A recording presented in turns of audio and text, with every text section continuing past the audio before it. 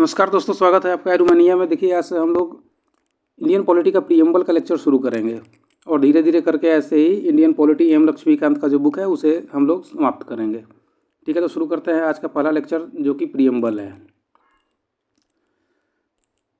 तो प्रीएम्बल जो है हमारे कॉन्स्टिट्यूशन का, ये ऑब्जेक्टिव रेजोल्यूशन जो जवाहरलाल नेहरू ने और उस समय के कॉन्स्टिट्यूएंट असेंबली में मूव किया था, उस पर ये उसी पर ये आधारित है।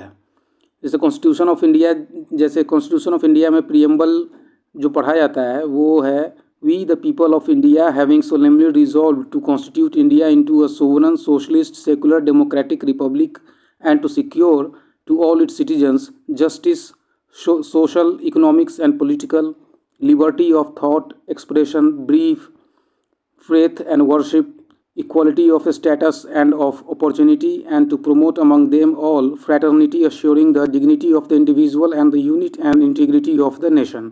In our Constituent Assembly, this 26th day of November 1949, do hereby adopt, enact and give to ourselves thus Constitution.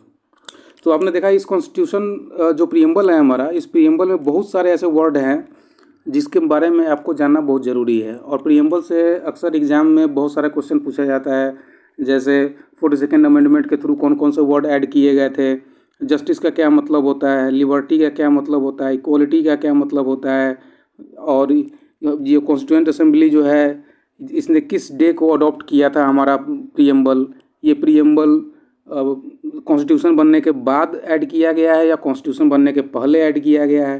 तो इन सब सवालों का जवाब हम लोग इस लेक्चर में पाने की कोशिश करेंगे। ऐसे एग्जाम में बहुत सारा सवाल इस लेक्चर से आता है।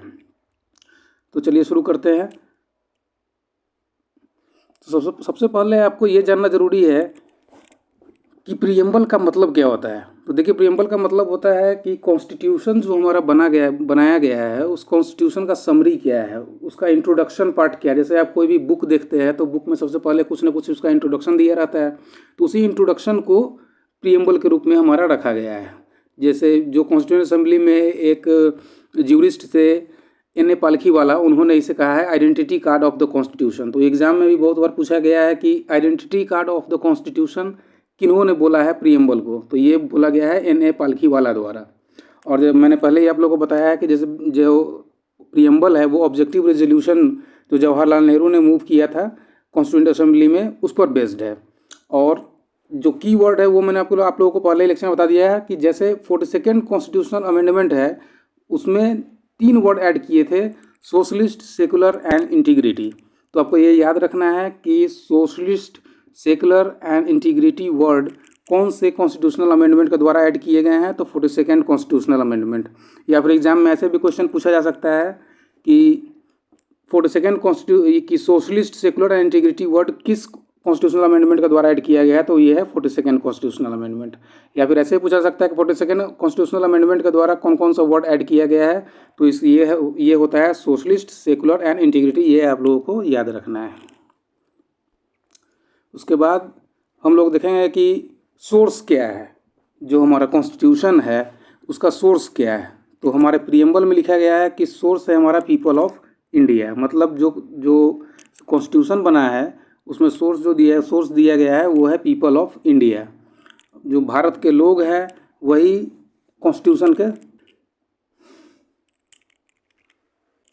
सबसे पहले आप लोग को ये जानना जरूरी है कि सोवरेन का मीनिंग क्या होता है।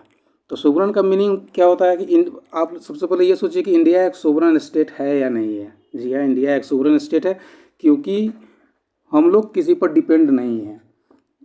अगर किसी भी अलग देश, कोई भी अलग कंट्री, चाहे वो US हो चाहे वो फ्रांस हो, अगर वो बोले कि हमें ये करना है तो हम लोग उसकी बातों को इग्नोर कर सकते हैं, because we are a sovereign country.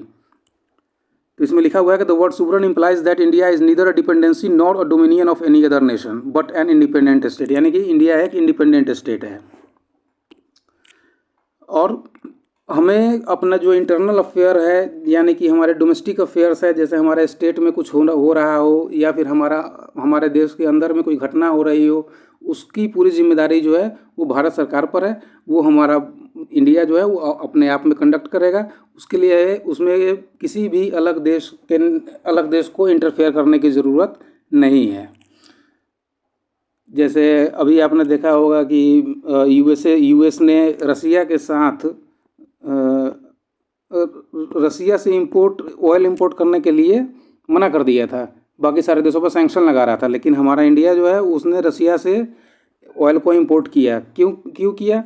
क्योंकि हमारा जो कंट्री है वो स्ट्रेटजिक ऑटोनॉमी को फॉलो करता है। स्ट्रेटजिक ऑटोनॉमी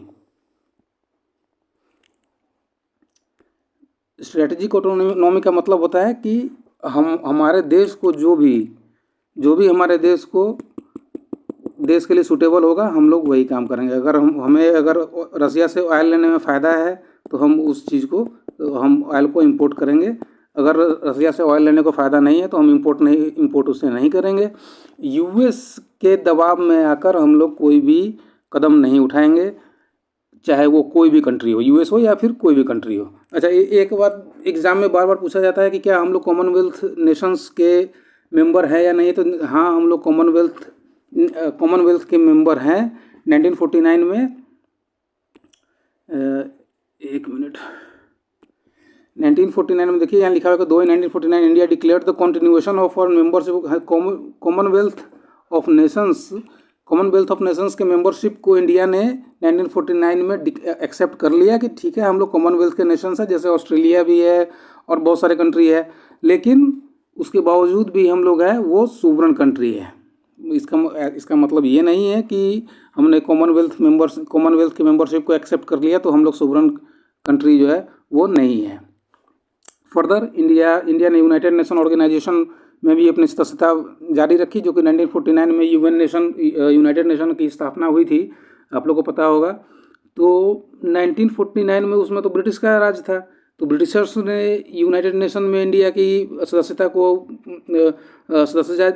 को एक्सेप्ट किया था, लेकिन फिर भी हम लोगों ने यूनाइटेड नेशन आज़ादी के बाद भी यूनाइटेड नेशन में सदस्यता को अपना जारी रखा, क्योंकि we are a sovereign country. अच्छा, एक बात जो है वो सबसे इम्पोर्टेंट है इसमें कि हम लोग सोवरेन स्टेट हैं। तो सोवरेन स्टेट है तो क्या हम लोग फॉरेन टेरिटरी को एक्वायर कर सकते हैं या फिर सीड कर सकते हैं? तो जी हाँ, हम लोग फॉरेन टेरिटरी को जो है वो एक्सेप्ट भी कर सकते हैं और उसे सीड भी कर सकते हैं। आपको याद होगा कि बांग्लादेश के साथ हमारा एक ऐड किया गया था। तो अच्छा, इसमें ये चीज़ भी इम्पोर्टेंट है कि जो कॉन्स्टिट्यूशन में इटसेल्फ जो था 42nd अमेंडमेंट से पहले directive principles of state policy जो, जिसे हम लोग आगे पढ़ेंगे, तो directive principles of state policy में इसे पहले ही ऐड किया जा चुका था कि हाँ, इंडिया जो है वो एक सोशलिस्ट कंट्री होगी। और जो कांग्रेस पार्टी ने एक रेजोल्यूशन अडॉप्ट किया था, जिसमें उसने आबादी सेशन में कांग्रेस पार्टी ने एक रेजोल्यूशन अडॉप्ट किया था। उसमें ये बोला था कि इंडिया का जो नेचर होगा कंट्री का वो होगा सोशलिस्टिक। जो इंडिया का जो सोशलिस्टिक है वो कम्युनिस्टिक सोशलिज्म पे बेस्ड नहीं है, वो डेमोक्रेटिक सोशलिज्म पे बेस्ड है। यानी कि यहाँ पर जो ऐसा नहीं है कि जो कम्युनिस्टिक सोशलिज्म में क्या होता है कि प्राइवेट प्रॉपर्टी नहीं होती है, जो भी प्रॉपर्टी होती है वो स्टेट की होती है। लेकिन डेमोक्रेटिक सोशलिज्म में ऐसा नहीं है, यहाँ पर प्राइवेट प्रॉपर्टी भी एग्जिस्ट कर सकती है और जो पब्लिक प्रॉपर्टी भी एग्जिस्ट कर सकती है। जैसा आप देख सकते हैं कि शुरू में तो वैसे हमारा जो कंट्री था वो मिक्स्ड इकोनॉमी को फॉलो कर रहा था, तो वही मिक्स्ड इकोनॉमी जो है वो आज तक फॉलो हो रहा है। लेकिन जब इकोनॉमिक पॉलिसी 1991 जब लिबरलाइजेशन, प्राइवेटाइजेशन और ग्लोबलाइजेशन आया, तो उसने थोड़ा सा इंडियन स्टेट के पावर को डाइल्यूट कर दिया। वो कैसे कर दिया वो हम लोग आगे पढ़ेंगे। थोड़ा सा आपको बता देता हूँ कि लिबरलाइजेशन, प्राइवेटाइजेशन का और ग्लोबलाइजेशन का क्या मतलब होता है। तो लिबरलाइजेशन का मतलब ये होता है कि जो स्टेट है वो अपने पॉलिसी को लिबरल करेगा। जैसे 1991 से पहले जो पॉलिसी थी हमारे स्टेट, उसे इंस्पेक्टर राज कहा जाता था, जिसमें बहुत सारे लाइसेंस की ज़रूरत होती थी। प्राइवेट कंपनी को कोई भी अगर लाइसेंस लेना है कंपनी खोलने के लिए, तो बहुत सारे डॉक्यूमेंट्स की ज़रूरत होती थी, जिसे कम किया गया लिबरलाइजेशन के द्वारा। प्राइवेटाइजेशन के द्वारा जो प्राइवेट कंपनी थी उन्हें मौका दिया गया कि आप हमारे देश में आइए, अपनी कंपनी खोलिए और अपने बिजनेस को बढ़ाइए। और ग्लोबलाइजेशन का मतलब ये हो गया कि जो हम बनाएंगे हम लोग उसको, उसे हम लोग एक्सपोर्ट भी कर सकते हैं और दूसरे देश से इंपोर्ट भी कर सकते हैं दूसरे कंट्री से। तो ये हो गया मतलब लिबरलाइजेशन, प्राइवेटाइजेशन और ग्लोबलाइजेशन का। तो जब ये इकोनॉमिक पॉलिसी जब आई 1991 में, तो जो लिबरलाइजेशन, प्राइवेटाइजेशन और ग्लोबलाइजेशन है, इससे थोड़ा सा इंडियन स्टेट का पावर डिल्यूट हो गया, क्योंकि बहुत सारे जो राइट्स थे वो गवर्नमेंट के राइट्स थे वो थोड़े से डाइल्यूट हो गए। तो अगर एग्जाम में आपसे पूछा जाए कि इंडिया किस प्रकार की इकोनॉमी को फॉलो करता है, तो वो मिक्स्ड इकोनॉमी को फॉलो करता है। ये आपको याद रखना है। बार बार एग्जाम में ऐसा क्वेश्चन पूछा गया है कि इंडिया किस टाइप की इकोनॉमी को फॉलो करता है, तो वो करता है मिक्स्ड इकोनॉमी को फॉलो करता है। और इंडिया का जो सोशलिज्म है वो कैसा सोशलिज्म है, तो वो डेमोक्रेटिक सोशलिज्म है। ये आप लोगों को याद रखना है। अब हम लोग देखें कि सेकुलर इंडियन स्टेट का नेचर कैसा है, सेकुलर है। अब सेकुलर का क्या मतलब होता है? सबसे पहले तो ये आपको याद रखना है कि 42nd अमेंडमेंट 1976 के थ्रू सेकुलर वर्ड को ऐड किया गया था। लेकिन हमारा जो कॉन्स्टिट्यूशन है वो शुरू से ही एक सेकुलर कॉन्स्टिट्यूशन के रूप में था, उसमें कोई डाउट नहीं था। क्योंकि फंडामेंटल राइट्स जो हमारा है आर्टिकल 25 to 28 ये गारंटी करता है कि आप अपने धर्म को, किसी भी धर्म को एक्सेप्ट कर सकते हैं, किसी धर्म का प्रचार प्रसार कर सकते हैं, चाहे वो कोई भी धर्म हो। और इसमें ये भी कहा गया है कि इंडिया का, यानी कि हमारी कंट्री का कोई भी स्पेसिफिक रिलीजन नहीं होगा, कोई भी स्पेसिफिक धर्म नहीं होगा, ना ही गवर्नमेंट किसी भी धर्म को स्ट्रेस करेगी कि आप इस धर्म की स्ट्रेस करेगी, किसी भी धर्म का प्रचार प्रसार करेगी। ये आपको समझने की ज़रूरत है। तो सबसे पहले इसमें सेकुलर में 3 चीज़ आपको याद रखना है। सबसे पहले ये याद रखना है कि सेकुलर वर्ड किस कॉन्स्टिट्यूशनल अमेंडमेंट के थ्रू ऐड किया गया है, तो वो 42nd कॉन्स्टिट्यूशनल अमेंडमेंट एक्ट 1976 के थ्रू ऐड किया गया है। दूसरा आपको याद रखना है ये कि क्या हमारे इंडियन स्टेट का कोई भी रिलीजन है, तो हमारे इंडियन स्टेट का कोई भी रिलीजन नहीं है। हमारा इंडियन जो कंट्री है वो एक सेकुलर कंट्री है। जब हम लोग फंडामेंटल राइट्स पढ़ेंगे तो उसमें उसमें मैं आपको बताऊंगा कि आर्टिकल 25 to आर्टिकल 28 जो है वो fundamental right to freedom of religion है। यानी कि आप धर्म को लेकर कौन कौन से आपको अधिकार दिए गए हैं। जैसे आप किसी भी धर्म के प्रचार के लिए आप इंस्टीट्यूशन खोल सकते हैं, प्लस आप किसी भी धर्म को एक्सेप्ट कर सकते हैं, किसी भी रिलीजन को। तो ये आपको फंडामेंटल राइट में पढ़ाया जाएगा। तब तक आपको ये याद रखना है कि जो हमारा स्टेट है वो एक सेकुलर स्टेट है। अगला वर्ड जो हम लोग पढ़ेंगे वो है डेमोक्रेटिक। 4 प्रकार का वो होता है, जैसे रेफरेंडम होता है, initiative, recall and plebiscite. Referendum का मतलब होता है कि जैसे अगर कोई भी लॉ बनता है तो उस लॉ को भेजा जाता है पीपल के पास, जो वहाँ के सिटीजन्स होते हैं उनके पास। सिटीजन्स उनको, कोई भी कानून बनता है, कोई भी लॉ बनता है तो सबसे पहले उसे सिटीजन्स के पास भेजा जाता है। और सिटीजन्स जो है वो डिसाइड करते हैं कि हाँ ये लॉ हमारे देश के लिए सूटेबल है या नहीं है। अगर रेफरेंडम में ये पाया जाता है कि ज़्यादा लोगों ने उसके अगेंस्ट में वोट कर दिया है तो वो लॉ पास नहीं होगा पार्लियामेंट के द्वारा। लेकिन अगर ज़्यादा लोग अगर ये बोल देते हैं कि हाँ ये लॉ हमारे देश के लिए सूटेबल है और ये अच्छा है, तो उस देश में उसे पार्लियामेंट के द्वारा पास कर दिया जाएगा। अच्छा, इनिशिएटिव का क्या मतलब होता है? तो इनिशिएटिव का मतलब ये होता है कि कोई भी कानून अगर उस देश में लागू होना है तो वो जनता के द्वारा, वहाँ के जो सिटीजन्स हैं उनके द्वारा स्टार्ट किया जाएगा। और फिर रिकॉल का मतलब होता है पावर टू रिकॉल द लेजिस्लेटिव्स। जो लेजिस्लेटिव्स जो होते हैं, जो पब्लिक के द्वारा चुन के पार्लियामेंट में जाते हैं, उनको रिकॉल करने का पावर भी उन लोगों के पास होता है।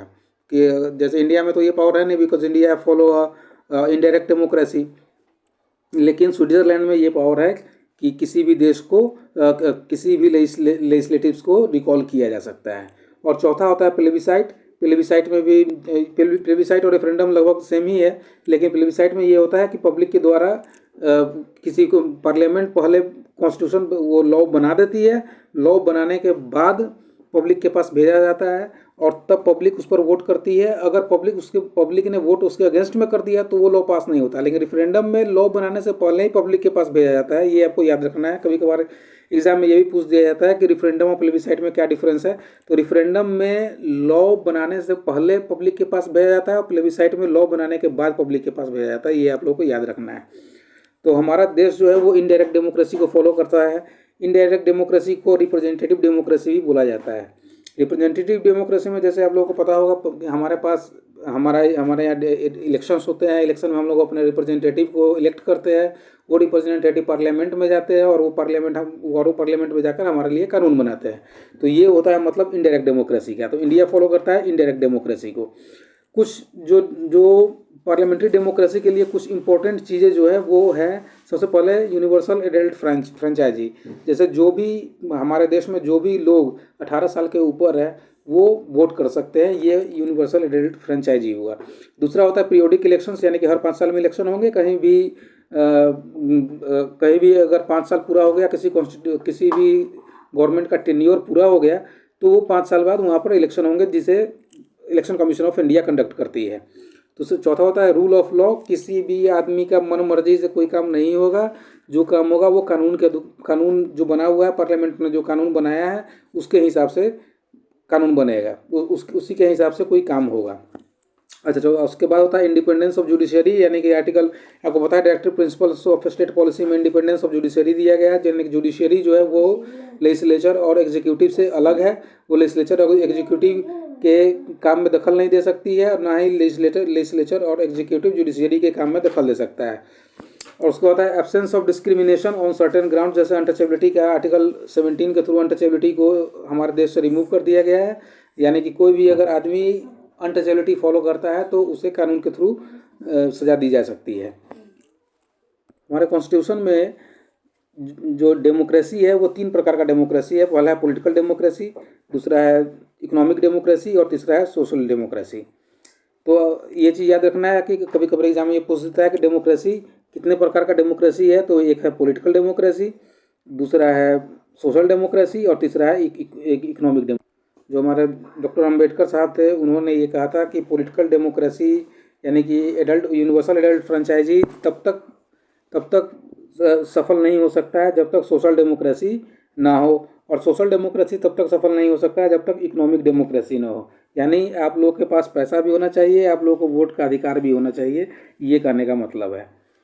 और अच्छा, यहाँ पर अगर देखें तो constitution envisions to establish an egalitarian society. Egalitarian society का क्या मतलब है? इगैलिटेरियन सोसाइटी का मतलब होता है कि हर किसी को इक्वल समझा जाएगा, चाहे वो किसी भी जेंडर का हो, किसी भी रेस का हो, किसी भी रिलीजन का हो, या किसी भी एज का हो, किसी भी कास्ट का हो।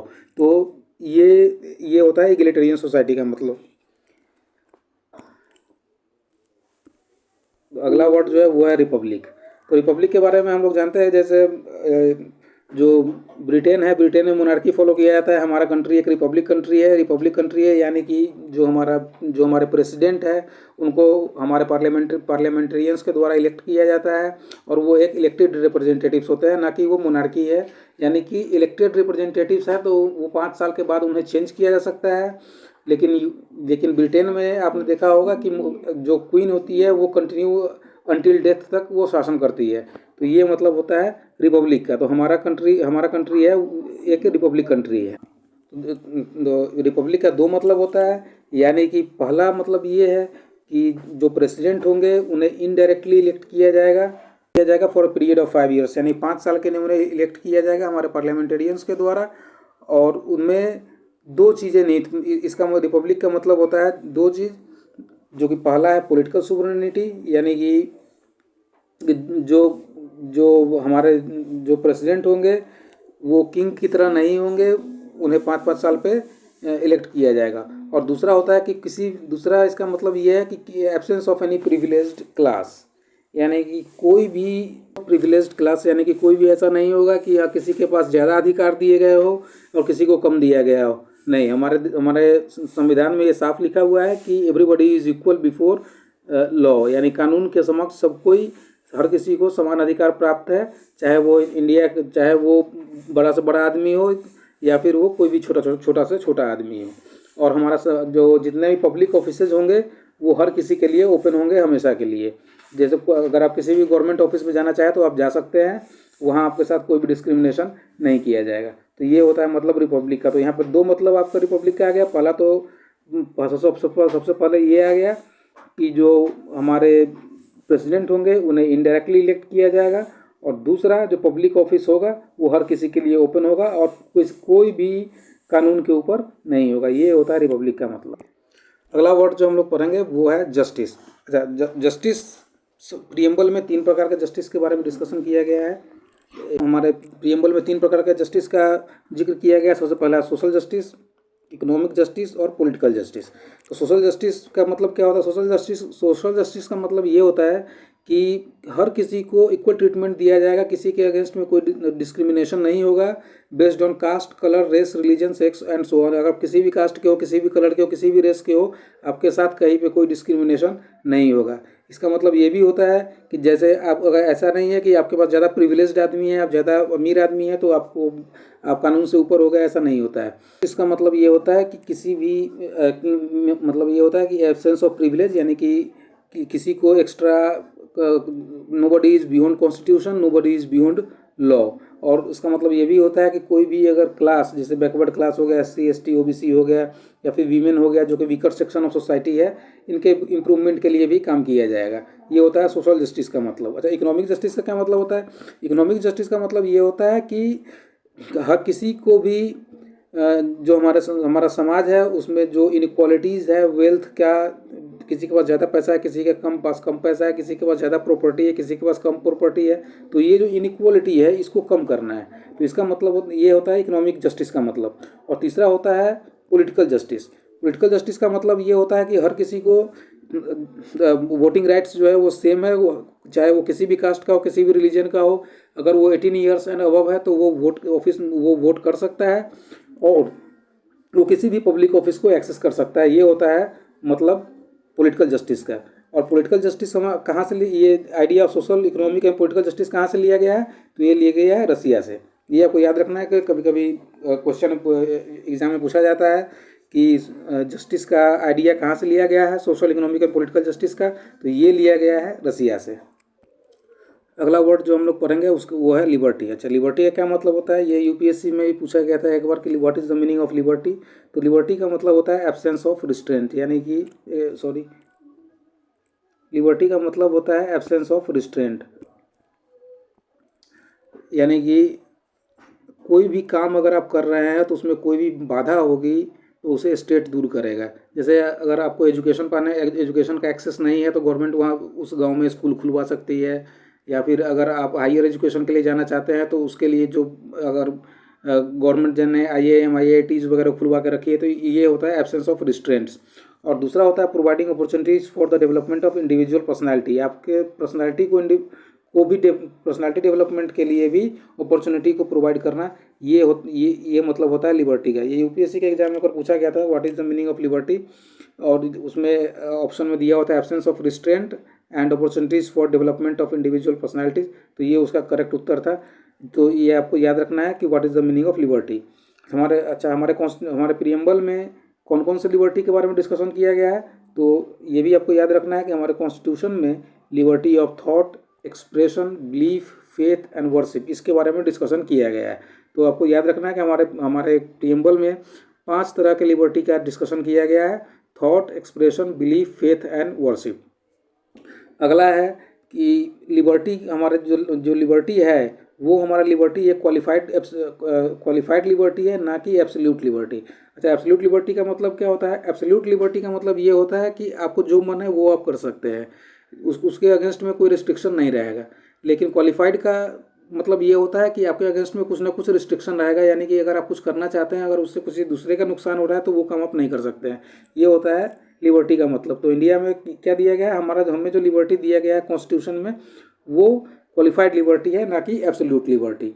अच्छा, अगला चीज़ जो याद रखना है वो चीज़ मैं बता रहा हूँ अभी, कि idea of liberty, equality and fraternity कहाँ से लिया गया है हमारे प्रियम्बल में? तो वो लिया गया है फ्रेंच रेवोल्यूशन से। तो आपको ये याद रखना है कि idea of liberty, equality and fraternity कहाँ से लिया गया है? तो ये लिया गया है फ्रांस से। अगला वर्ड जो हम लोग पढ़ेंगे वो है इक्वलिटी। वो है इक्वलिटी। तो इक्वलिटी का मतलब क्या होता है? तो इक्वलिटी का मतलब होता है absence of any special privilege, यानी कि आपको कोई विशेषाधिकार प्राप्त नहीं है, everybody is equal before law. ये होता है इक्वलिटी का मतलब। जैसे इसमें दिया गया है कि following provisions of the chapter of fundamental rights में ये इक्वलिटी बिफोर लॉ जो आर्टिकल 14 है, ये, या फिर किसी को भी किसी को भी आप grounds of religion, race, caste, sex और प्लेस ऑफ बर्थ के आधार पर डिस्क्रिमिनेशन आप नहीं कर सकते हैं। तीसरा, हर किसी को पब्लिक एम्प्लॉयमेंट, जो गवर्नमेंट जॉब में हर किसी को समान अधिकार होगा। गवर्नमेंट ने आर्टिकल 17 के थ्रू अनटचेबिलिटी को अबोलिश कर दिया गया है। जैसे पहले टाइटल्स वगैरह लगाए जाते थे, राय बहादुर, ये सब टाइटल्स को भी अबोलिश कर दिया गया है अंडर आर्टिकल 18। तो ये क्वेश्चन बार बार एग्जाम में पूछा गया है कि अबोलिशन ऑफ अनटचेबिलिटी किस आर्टिकल के थ्रू किया गया है, तो ये किया गया है आर्टिकल 17 के थ्रू, ये आपको याद रखना है। अच्छा, ये prohibition of equality of opportunity in matters of in public employment, इसमें कुछ एक्सेप्शन है, जैसे रिजर्वेशन है, ये हम लोग आगे पढ़ेंगे, जब फंडामेंटल राइट पढ़ेंगे उसमें पढ़ेंगे। ये एक एक्सेप्शन है कि अपॉर्चुनिटी में कोई वीकर सेक्शन, जैसे पीछे भी हम लोगों ने पढ़ा है कि जो वीकर सेक्शन है, SC ST OBC या फिर वीमेंस, इनके लिए पार्लियामेंट जो है अलग से कानून बना सकती है इनके उत्थान के लिए, तो उसमें कुछ एक्सेप्शन है। अगला दिया हुआ है कि there are 2 provisions in the constitution that seek to achieve political equality. तो पॉलिटिकल इक्वालिटी के लिए क्या करना है? पॉलिटिकल इक्वालिटी का मतलब ये होता है कि अगर जो भी जब भी कोई इलेक्शन होगा तो इलेक्शन में इलेक्टोरल रोल में ऐसा नहीं कि किसी का नाम कोई अलग रिलीजन का है तो उसका नाम हटा दिया, कोई अलग कास्ट का है उसका नाम हटा दिया, नहीं।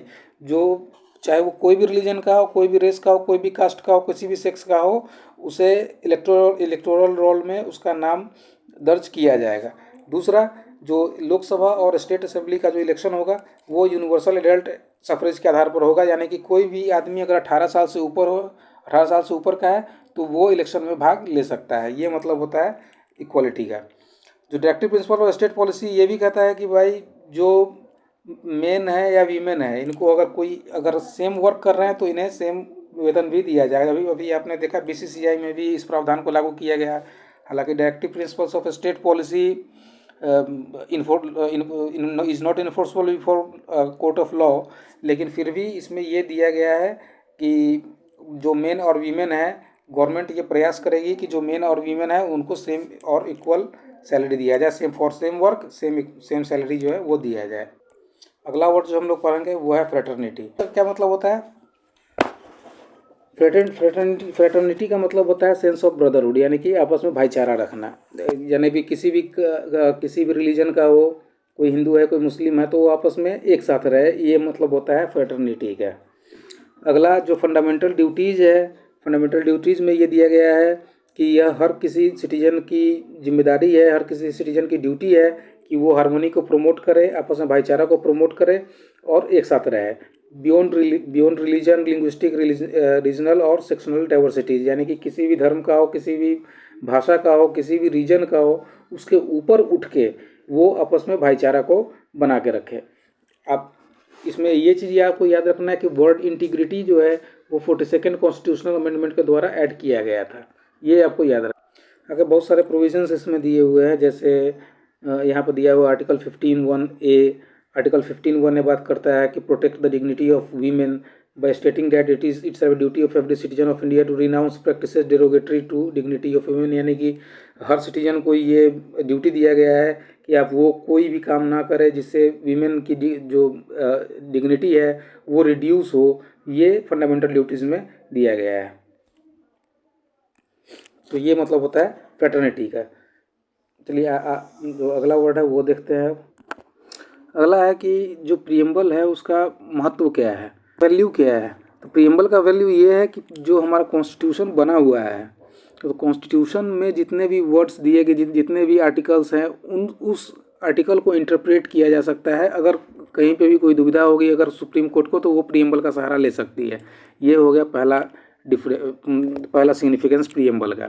प्रीएम्बल को horoscope of sovereign democratic Republic किसने कहा था, ये आपको याद रखना है। तो ये कहा था के मुंशी ने। बहुत बार एग्जाम में पूछा गया है कि horoscope of sovereign democratic Republic किसने कहा था प्रीएम्बल को, तो ये कहा गया था के मुंशी के द्वारा।